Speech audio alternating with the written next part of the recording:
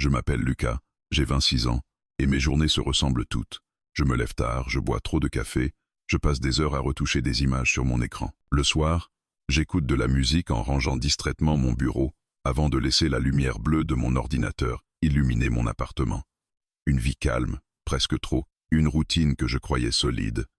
Jusqu'à ce soir-là, ma voisine, Claire, habite juste en face, 37 ans, divorcée, toujours impeccable.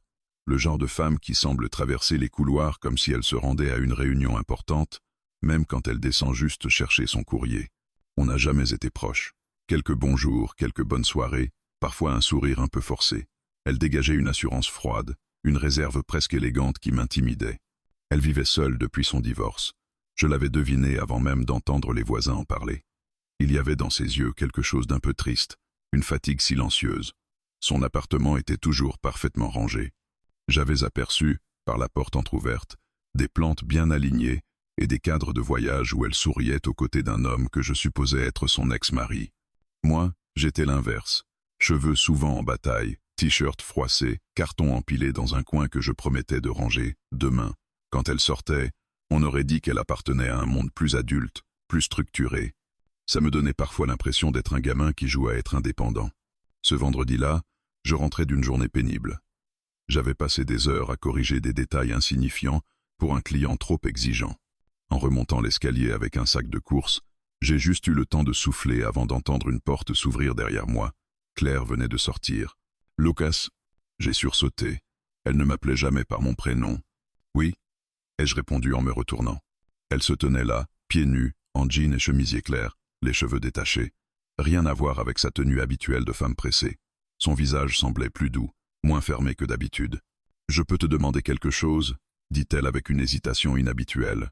Son ton n'avait rien de professionnel, pas de distance, juste une sincérité fragile que je n'avais jamais vue chez elle. « Pinzo !» Elle inspira un peu, comme si la phrase qu'elle s'apprêtait à dire était lourde. « Est-ce que tu pourrais rester ce soir ?»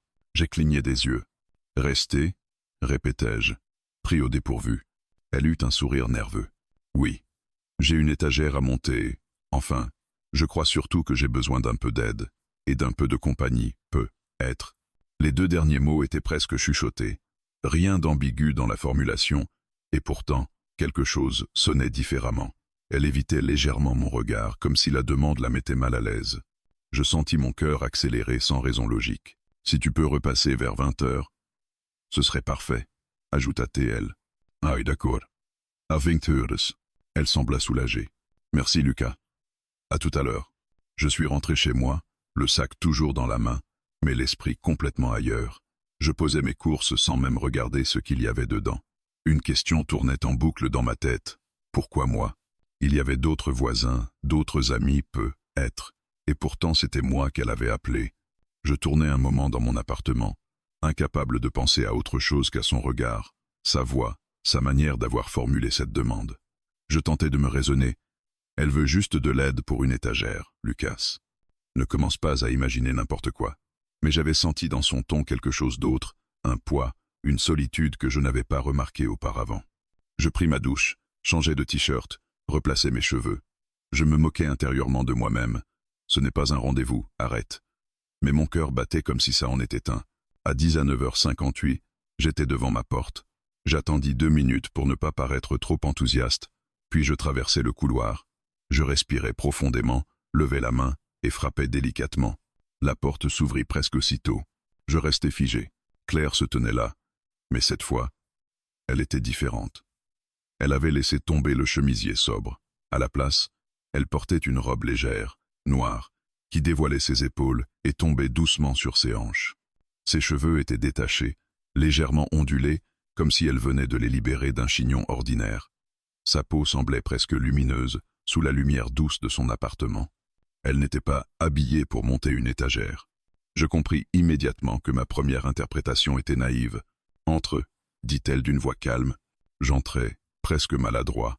Je sentais mes mains légèrement humides, ma gorge sèche. Son appartement sentait la vanille et un parfum discret. Les lumières étaient tamisées, quelques bougies allumées près du salon. Pas de carton d'étagère, pas de tournevis, pas de pièces en vrac, juste 2 verres de vin déjà prêts sur la table basse. Elle referma la porte derrière moi. Je... je suis désolé si c'est un peu soudain, murmura-t-elle, mais j'ai eu une journée longue, une semaine longue, une année longue en fait, et je n'avais aucune envie de passer ce soir seul. Je ne savais pas quoi répondre. Sa sincérité me frappait en plein cœur. Elle ajouta, en me regardant droit dans les yeux, « Et je voulais que ce soit toi. » Mon souffle se bloqua. Elle sourit doucement, comme si elle devinait ma surprise. « Viens, j'ai ouvert une bouteille. Tu restes un peu ?» Cette fois, il n'y avait plus d'ambiguïté, plus d'excuses, plus de meubles à monter. Juste une invitation réelle, presque fragile. Je hochai la tête, et en m'avançant dans le salon, je sus que rien, absolument rien, ne serait plus comme avant. Je suivis Claire dans son salon, encore un peu étourdi par ce que je venais de voir. Sa robe fluide laissait glisser la lumière des bougies sur ses épaules nues. Sa démarche était différente de d'habitude, moins contrôlée, moins rigide, presque hésitante, comme si elle-même n'était pas certaine de ce qu'elle venait d'oser. Elle s'installa sur le canapé et me fit un signe de la main, m'invitant à m'asseoir en face d'elle. Je pris place dans le fauteuil, essayant de ne pas montrer que mon cœur battait beaucoup trop vite. « J'espère que tu aimes le vin, » dit-elle avec un sourire. « C'est un rouge italien, un peu fort, mais très bon. »« Ça me va, » répondis-je, la voix légèrement plus rauque que prévu. Elle remplit nos verres et me tendit le mien. Nos doigts se frôlèrent, un minuscule contact, mais qui fit bondir quelque chose en moi. Elle le remarqua. Son regard glissa brièvement vers nos mains, puis remonta vers mes yeux. « Lucas, merci d'être venu. » Elle dit ça doucement, sans sourire, avec une sincérité désarmante. « Je m'éclaire la gorge. C'est normal. Je suis juste à côté. Après tout. » Elle secoua la tête, comme si ma réponse ne lui convenait pas. « Non. Tu aurais pu dire non. Tu aurais pu inventer une excuse. Tu aurais pu faire comme si tu n'avais rien entendu. Beaucoup l'auraient fait. » Elle but une gorgée. Ses yeux restaient plongés dans les miens. Je ne savais plus où poser mon regard. Tout dans sa posture, dans sa tenue, dans sa manière de me parler ce soir-là, tout était trop différent. Elle n'avait plus cette froideur habituelle. C'était comme si elle avait laissé tomber une armure. Je ris légèrement, nerveusement. Je pensais vraiment venir aider à monter une étagère, avouai-je. Elle se mit à rire. Un rire vrai, un peu surpris, un peu gêné aussi. C'était la première fois que je l'entendais rire ainsi, sans retenue, sans distance. Ça la rendait plus humaine, plus proche, plus dangereusement belle. « Oui, » admit-elle, « je n'ai pas été très subtile. Je n'avais pas d'autre idée pour t'inviter. » Elle se tut un instant, puis ajouta « Je ne voulais pas être seule ce soir. » Son ton avait changé, plus profond, plus fragile. « Ça va ?» demanda-je doucement. Elle garda le silence quelques secondes. Elle semblait chercher ses mots, comme si elle n'avait jamais appris à parler de ce qu'elle ressentait vraiment. « J'ai eu une de ces journées au travail. Tu sais, celle où tout s'accumule. Les appels, les réunions, les décisions. Et puis le silence en rentrant ici. Le vide, le bruit du réfrigérateur qui ronronne et rien d'autre. On s'habitue, je suppose. Mais ce soir, ça m'a écrasé. » Elle passa une main dans ses cheveux, nerveuse. J'ai réalisé que je n'avais pas parlé à quelqu'un sans garder ce masque-là, depuis longtemps. Je la regardais. Ce masque, je le connaissais, celui de la femme forte, professionnelle, distante. Et ce soir, pour la première fois, il n'était plus là. Alors, j'ai pensé que, peut-être, tu accepterais de rester un peu. Elle me regardait comme si elle attendait que je la juge. Comme si se montrer vulnérable était déjà un aveu de faiblesse. Je posai mon verre. « Claire, je suis vraiment content d'être là. » Elle baissa les yeux, comme pour cacher un sourire qui la trahissait. Un silence confortable s'installa. Le genre de silence qui n'est pas vide, mais rempli de choses qu'on ne dit pas encore. Je sentais la chaleur du vin, la douceur de la lumière. Tout dans cette pièce semblait nous rapprocher. L'éclairage tamisé, l'odeur légère de vanille, la musique instrumentale en fond. Puis elle dit, presque timidement, « Tu sais, je t'observe depuis un moment. » Je me redressai légèrement. « M'observe ?» Elle hocha la tête, entièrement assumée. « Oui. Quand tu rentres tard, quand tu travailles encore à 2 heures du matin, quand tu passes devant ma porte avec ce sourire fatigué. Je me suis souvent demandé comment quelqu'un d'aussi jeune peut avoir l'air aussi épuisé. » Je ris doucement. « C'est le métier, je crois. »« Non, ce n'est pas ça, » dit-elle. « C'est autre chose. » Elle me fixa, et son regard semblait voir au-delà de ce que je montrais. « Lucas, tu as l'air seul. » Je restai sans voix. Ce n'était pas dit avec pitié ni condescendance, juste une constatation honnête, une vérité simple et cruelle. « Je ne suis pas la mieux placée pour parler, » reprit-elle. « Je suis, seul moi aussi, depuis longtemps, trop longtemps peut être. » Elle se leva lentement, prit sa bouteille, remplit nos verres, sans me quitter des yeux. Puis elle alla s'asseoir à côté de moi, sur le même canapé cette fois, pas collé, mais assez proche pour que je sente son parfum et la chaleur de son bras. « Lucas, » commença-t-elle, sa voix plus basse encore. « Je voulais simplement passer une soirée où je n'ai pas à jouer un rôle, une soirée où je peux respirer et où je ne me sens pas invisible. » Son regard trembla une seconde. « Avec toi, je ne me sens pas invisible. » Mon cœur se serra. J'aurais voulu dire quelque chose, mais aucun mot ne me paraissait assez juste. Elle posa sa main sur la mienne, un contact léger, mais qui brûlait. Je sentis son pouce effleurer ma peau, comme si elle testait quelque chose, une limite, un interdit, une permission. « Si je t'ai demandé de rester, » murmura-t-elle, « c'est parce que j'avais vraiment envie que tu sois ici. Toi, pas un ami, pas un collègue, pas un voisin de plus dans cet immeuble. » Elle inspira. Toi. Tout en moi se figea. Le vin, la lumière, la chaleur de sa main, le parfum sur sa peau, le souffle qui tremblait légèrement dans sa voix.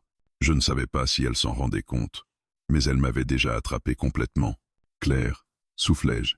Elle sourit, un sourire presque timide, presque jeune, presque vulnérable. Puis, lentement, elle retira sa main, comme si elle avait peur d'être allée trop loin. « Je suis désolé, c'est peu, être maladroit. » Je secouai la tête. « Non, ce n'est pas maladroit. » Elle releva les yeux vers moi, et à cet instant, je compris que le sens réel de « reste ce soir » n'était pas une question, ni une tentative maladroite. C'était un appel lancé par une femme qui avait trop longtemps vécu derrière des murs, un appel auquel j'étais incapable et peu, être indigne de résister. Je restai un moment silencieux, encore troublé par ce qu'elle venait d'avouer. Claire ne bougeait plus, comme figée dans l'attente d'une réaction. Elle fixait son verre, la lèvre légèrement mordue, comme si elle regrettait déjà de s'être montrée trop vulnérable. Je sentais ce mélange d'assurance et de fragilité dans chacun de ses gestes. C'était nouveau, et étrangement, cela la rendait encore plus belle. « Claire » soufflai-je doucement, sans vraiment savoir quelle phrase devait suivre. Elle leva enfin les yeux vers moi. Son regard n'avait plus rien de froid. Il était ouvert, blessé, profondément humain. « Tu sais, dit-elle, je ne suis pas très doué pour ce genre de choses. Parler de moi, ou même inviter quelqu'un comme ça. Je ne fais jamais ça. Jamais. »« Je te crois, » répondis-je dans un sourire. Elle inspira longuement, comme pour se donner du courage. « Tu veux savoir quelque chose ?» continua-t-elle. « Oui, » dis-je. Sincère, elle posa son verre, croisa les jambes, prit un air faussement détaché. Mais sa voix, elle, tremblait un peu. J'avais un mariage parfait. Enfin, parfait sur les photos. Tu sais, ce genre de couple qu'on regarde avec admiration en se disant qu'ils ont tout réussi. La maison, la carrière, les dîners entre collègues, les vacances bien cadrées, les sourires figés. Elle eut un rire amer. Et puis un jour, les sourires figés se sont mis à craquer. Je restai silencieux, l'écoutant sans oser l'interrompre. Mon ex-mari, Marc, a fini par me dire qu'il ne supportait plus notre vie, qu'il en avait assez de notre façade, et qu'il avait rencontré quelqu'un. Mon cœur se serra pour elle, même si je ne la connaissais que depuis quelques mois. Il y avait dans sa voix ce ton que seules les blessures anciennes conservent. « Je ne veux pas avoir l'air pathétique, » ajouta-t-elle. « Je ne veux pas que tu crois que je cherche à me plaindre. Je veux juste que tu comprennes que je n'ai pas l'habitude d'avoir quelqu'un ici. Je n'ai pas l'habitude de me sentir. Regardez. » Elle marqua une pause, puis ajouta, « ni désiré. » Elle ne m'avait pas regardé en disant ça, comme si les mots lui brûlaient la langue. Quand elle leva enfin les yeux, je sentis un choc. Il y avait dans ses pupilles quelque chose qui ressemblait à un appel, mais aussi à une demande silencieuse. « Ne te moque pas de moi, ne minimise pas ce que je viens de dire. » Je me penchai légèrement vers elle. « Claire, tu es loin d'être invisible, crois-moi. » Elle baissa la tête, un léger sourire triste sur les lèvres. « Peut être pour toi. Mais après le divorce, je suis devenu très doué pour me fermer, jouer la femme forte. J'ai tellement bien joué que je me suis perdu sous ce masque. » Un silence se posa entre nous, doux, grave, chargé. Puis elle ajouta, d'une voix presque fragile, « Et ce soir, J'avais besoin de l'enlever, ne serait-ce qu'un peu. Je sentis mon souffle se bloquer. Je ne savais pas quoi dire. Les mots semblaient trop petits pour répondre à ce genre de confession. Alors je restai simplement là, présent, et elle sentit que cela suffisait. Elle reprit, après quelques secondes. « Et toi, Lucas, pourquoi vis-tu comme si tu portais le poids du monde sur tes épaules ?» Je ris doucement. Un peu pris de court. Je ne porte rien. Je travaille. Je dors. Je mange. C'est tout. Justement, dit-elle en me regardant. C'est trop peu. Tu donnes l'impression d'être entre deux.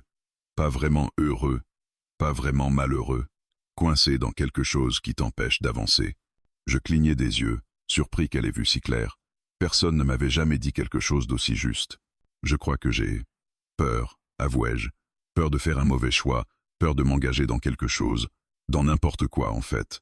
Ma vie est simple, et ça me rassure. Simple, répéta-t-elle doucement. Ou vide?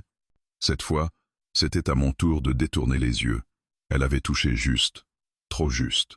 Claire observa mon malaise, puis posa une main sur mon bras.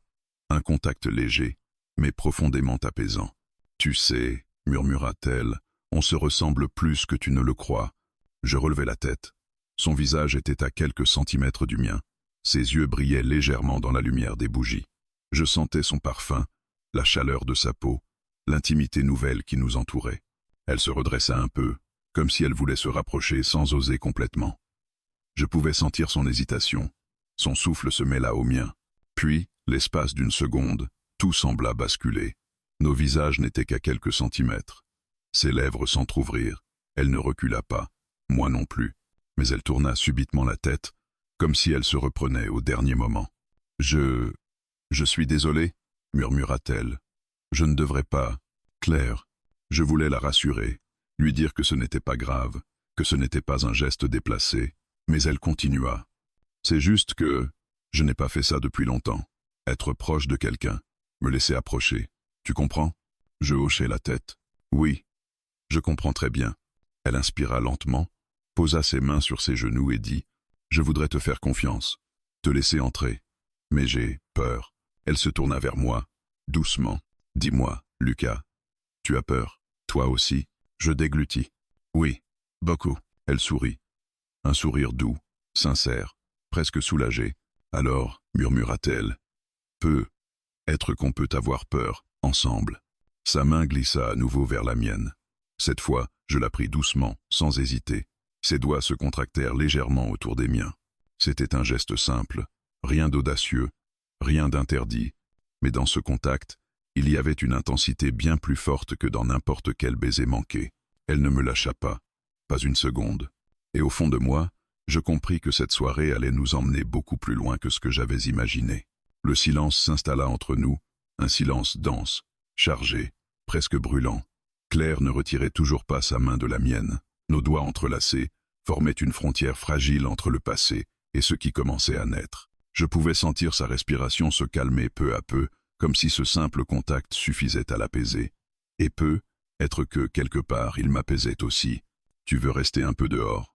proposa-t-elle d'une voix douce. J'acquiesçai. Elle se leva lentement, tirant ma main pour m'inviter à la suivre.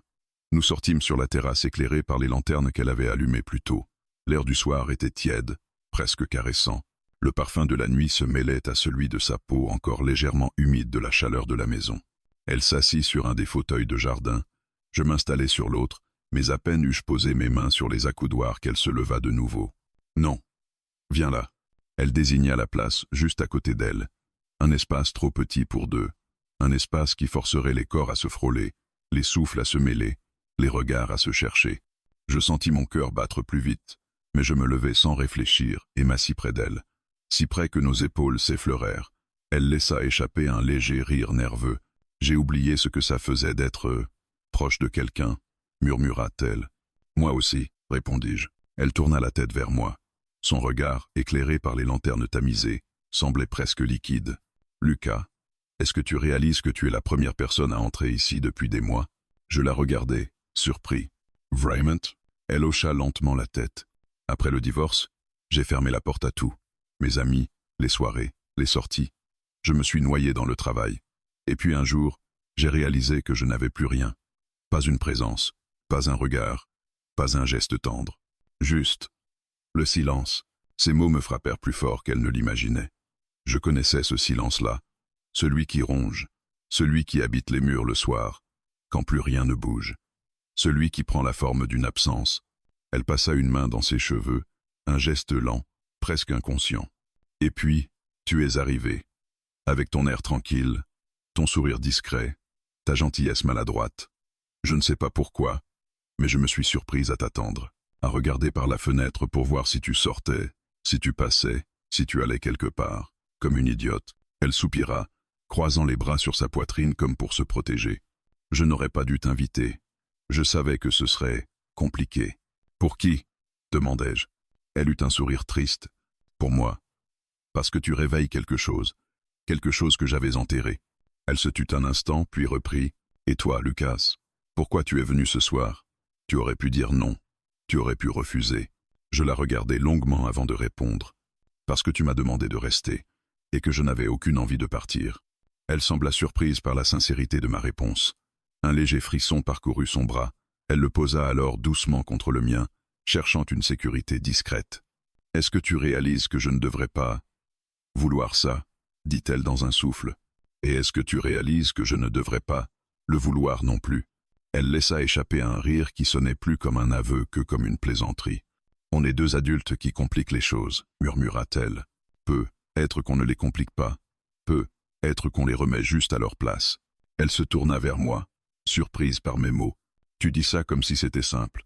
Ce n'est pas simple, mais c'est vrai. » Elle me scruta, comme si elle cherchait une faille, un mensonge, un doute. Mais elle n'en trouva pas. Alors ses épaules se relâchèrent. Elle se rapprocha, glissant lentement sa main contre la mienne. « Tu veux savoir ce que j'ai pensé quand je t'ai vu arriver ce soir ?»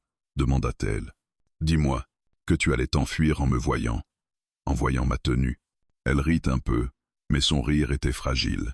J'ai passé une demi-heure à me demander si je devais mettre un short, un pantalon, quelque chose de moins révélateur.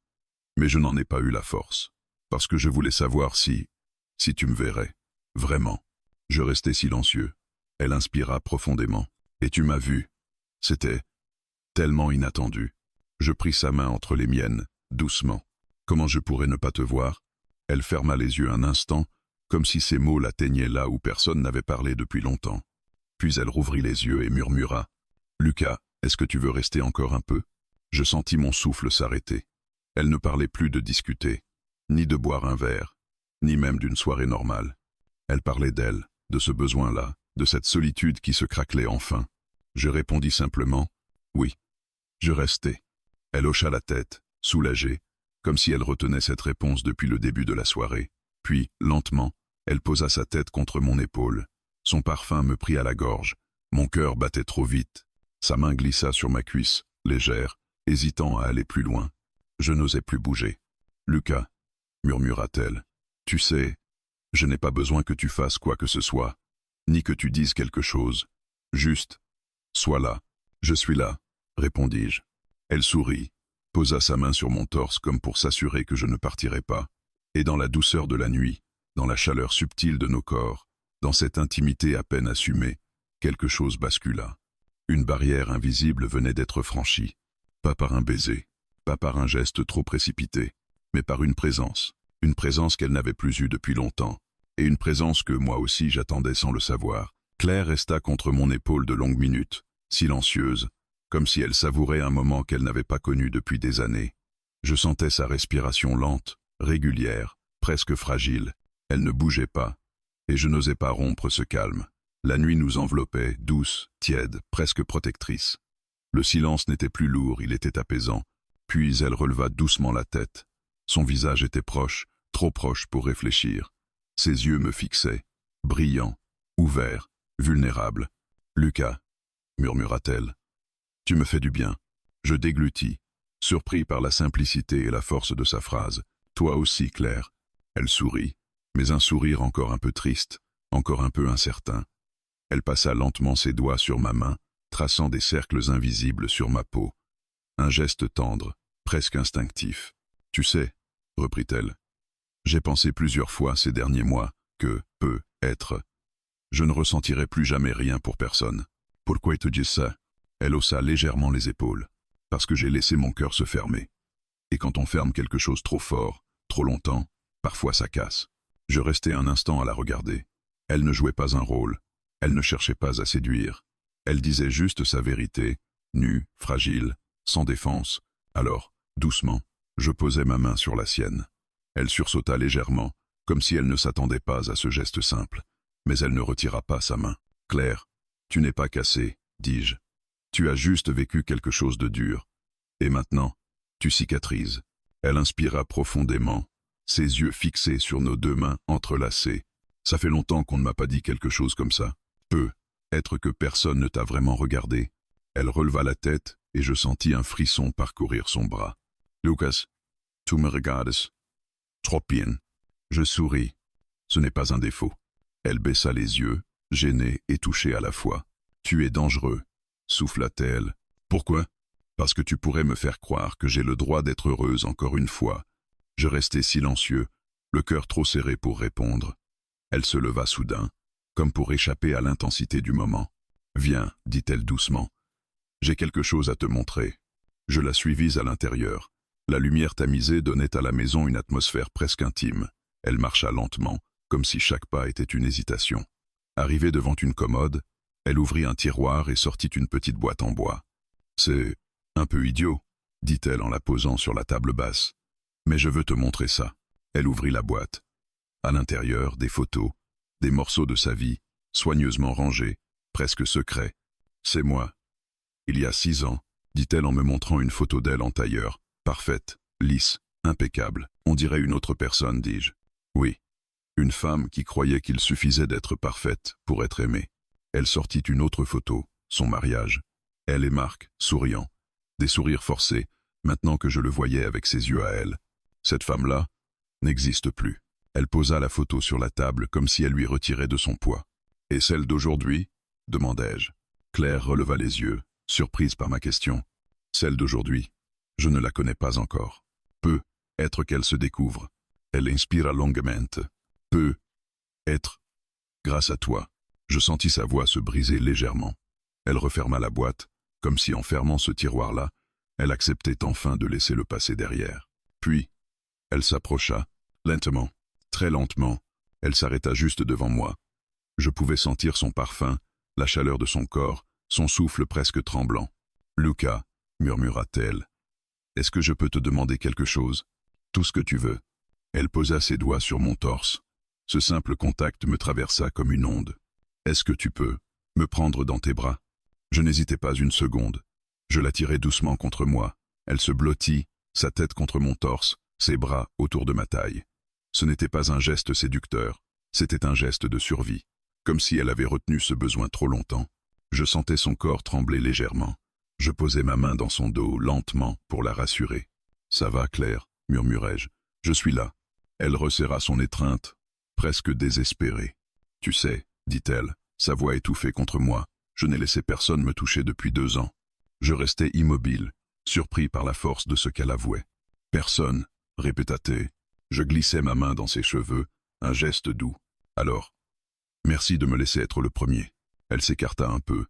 Ses yeux étaient brillants, mais pas de tristesse, d'émotion. « Lucas, si tu savais, comme ça me fait peur. Et si on avançait doucement, juste, ensemble, sans se presser, sans se forcer. » Elle mordilla sa lèvre, hésitante. « Touche-moi. » Jamais va. Elle se rapprocha encore. Son front toucha le mien. Nos souffles se mêlèrent.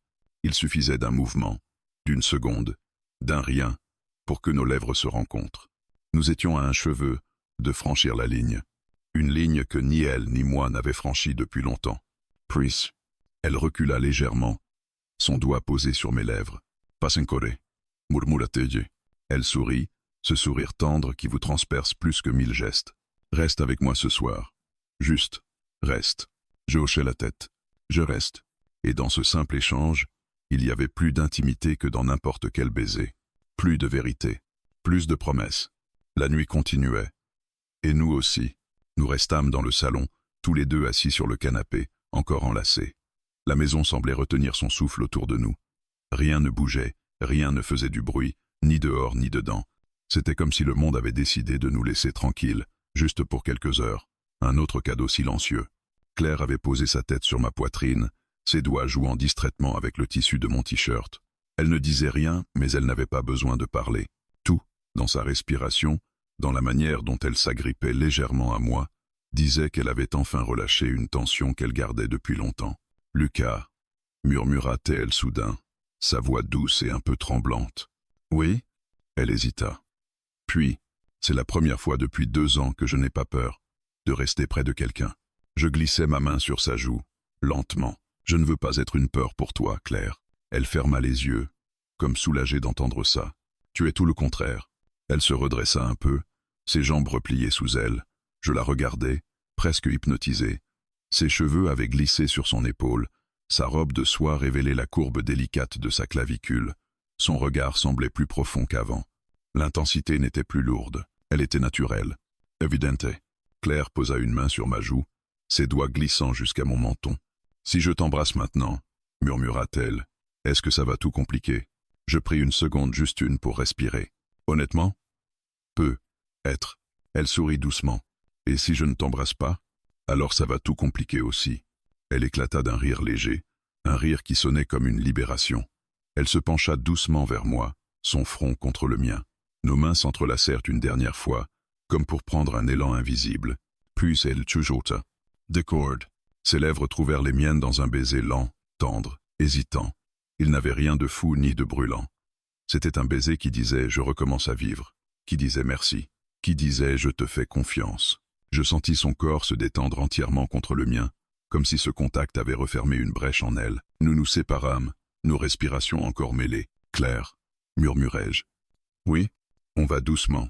Ensemble. » Elle hocha la tête, les yeux brillants. « Ensemble. » Jaimecha. Elle reprit ma main et se leva, m'attirant doucement vers la chambre. Je la suivis, non pas dans une urgence, non pas dans un élan impulsif, mais dans un mouvement naturel, simple, évident. Elle se tourna vers moi devant la porte, hésitant une dernière fois. « Pas pour. » « Tu sais, » dit-elle dans un souffle. « Pas ce soir. »« Je sais, » répondis-je. « Je veux juste que tu dormes près de moi. J'ai oublié ce que ça fait de ne pas s'endormir seul. Alors je dors près de toi. » Elle sourit un sourire différent, un sourire qui venait du fond du cœur, et elle posa un dernier baiser contre ma joue avant de tirer la couverture. Nous nous allongeâmes côte à côte. Elle me tourna le dos d'abord, puis se rapprocha lentement, venant se caler contre moi comme si cela avait toujours été sa place. Je glissai un bras autour d'elle, et elle soupira, un soupir de soulagement silencieux. « Merci », murmura-t-elle dans l'obscurité. « Pourquoi ? Pour ne pas être partie. Pour m'aider à respirer à nouveau. » Je resserrai mon étreinte. « Je suis là », ce fut la dernière phrase de la nuit. Nous endormîmes ainsi, collés l'un à l'autre, dans un calme absolu. Le matin arriva doucement. Le soleil filtrait à travers les rideaux, dessinant des lignes dorées sur les draps. J'ouvris les yeux avant elle. Pendant une seconde, je ne compris pas où j'étais. Puis je sentis son poids contre moi, son parfum, sa respiration régulière, et tout prit sens. Claire dormait encore, tournée vers moi maintenant, une main posée sur mon torse. Elle avait l'air paisible, vraiment paisible comme quelqu'un qui, enfin, se repose. Je restais immobile, juste pour la regarder un moment. Son visage était détendu, sans aucune trace de la tristesse qu'elle portait si souvent, et je me rendis compte que c'était la première fois que je la voyais réellement ainsi. Après quelques minutes, elle remua légèrement.